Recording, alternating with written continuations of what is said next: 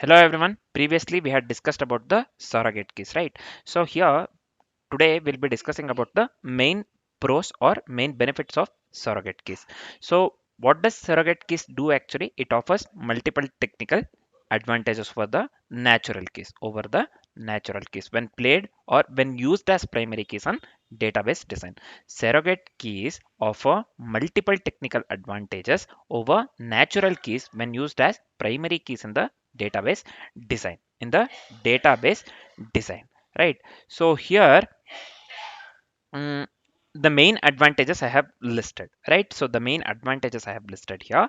So some major benefits include simplicity. So we can auto increment the keys, right? So we can auto increment keys, and keys are easier to generate. This part, simplicity part, right? So, and also immutability. So they never change, unlike emails or the phone numbers. They keep on getting incremented, but they never change, unlike emails or the phone numbers. And also the uniformity, same pattern for all the tables, right? If you are making use of the particular table, it will go with the same pattern for all the tables, one to however rows that you make use of, right? So the final one is decoupling. Here schema doesn't depend on business logic changes, right? So schema doesn't depend on the business logic changes. These are the advantages, right? These are the benefits or the advantages of the this one of using the surrogate keys, right? So let's see very simple example. Let's do one thing. Let's try to simulate a scenario comparing the natural versus surrogate key updates. So it's better to make use of the surrogate keys instead of the natural keys. That's what I want to say here, right? So here, let's go with the changing email, and then let's go with comparing with the surrogate key, right? So when we write the query, you'll get to know.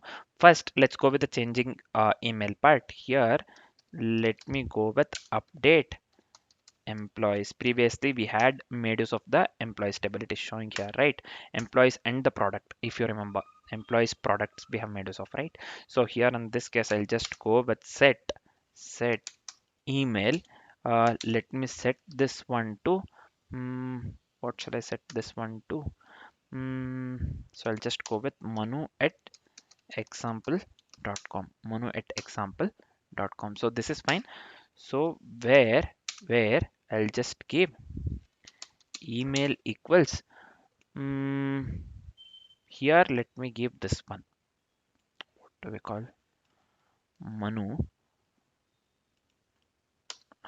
at the rate of example.com I had given, right? So let me paste it over here. Let me paste it over here, and here I'll just give new Manu at the rate of or else I'll just paste again the same thing. I'll just add new here, new underscore. This is fine. Now we are just changing the email here. Email, nothing but we are making use of natural key, right? We are making use of the natural key here, right? So instead of doing this one, we can go with the surrogate key. So we can easily update this one. See here, update. So here update. So let me go with the products. So we have already made use of the product table. It is showing here, right? So products, I'll just make use of the products here. Let's set the mm, product name to we had keyboard previously. In the example we had keyboard, mouse, and one more thing, right? So I'll just go with the mouse. I'll just give here new mouse, right? So new mouse. So here in this case, where, so I'll just give here where product id equals 1, where product id equals 1, right? So this is fine, where product id equals 1. So this is fine. This is fine. Let me execute this one. See here, we are getting 0 rows affected and the 1 row affected. We are getting 0 rows affected and 1 rows affected. So the first update is complicated because we are making use of the primary uh, key to update, right? So here complicated because it updates the primary key, that is straight to the foreign keys, right? Second update, we are making use of the surrogate key for the product stable, right? So it is simple because we are going with a product id that stays untouched. We are going with a product id that stays untouched. Here we are making use of the surrogate key. We are making use of the surrogate key, right?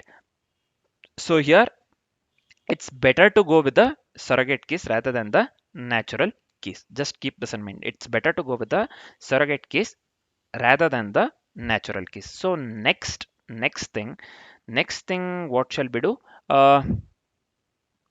This is it for the surrogate keys, basically benefits of the surrogate keys, right? So one thing, before moving on with the next topic, I just want to say that natural keys can change, right? Natural keys can change. It can be people change, yeah, this one people change, emails, anything, right? Surrogate keys are stable and they're system controlled. They're meaningless and this one unique, right? So they're meaningless and unique. They just go on, yeah, this one incrementing.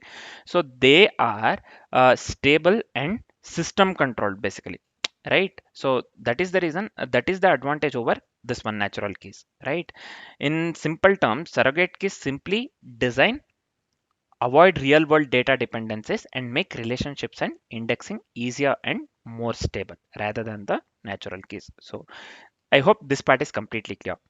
So the next topic, let's discuss about the unique constraint. For now, this is it. Thanks for watching, guys.